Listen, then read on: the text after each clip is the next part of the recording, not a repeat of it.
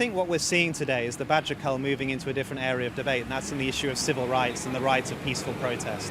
The National Farmers Union is seeking via an injunction to stop many people who oppose this very controversial policy from protesting when this cull is due to start on Monday. I think most leading scientists and many politicians and members of the public would say this policy has no real scientific justification, economic justification or animal welfare justification. There is a real problem about TB in cattle, but by killing these badgers in the way that we are, we might reduce the disease over the next 9 years by a small amount, but increasingly we are running the risk of spreading the disease and making the situation worse. You have to get on top of this disease. I understand I've worked in agriculture and farming for most of my career, as well as doing wildlife conservation work. But you can do it in different ways. You need to tighten biosecurity, that's cattle control movements, introduce an effective system of vaccination, both for badgers that we have at the moment and for cattle.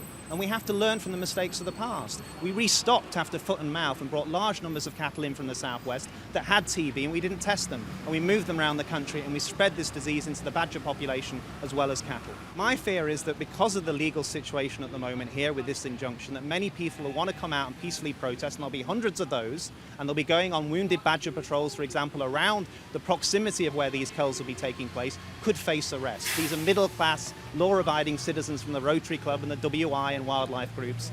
I believe in a society such as ours, it's very, very important they should be able to come out and peacefully protest and show their opposition. The NFU is absolutely right to seek an injunction against extreme direct action elements that might intimidate or threaten the people undertaking this cull. We do not support that, and the law must apply to those individuals.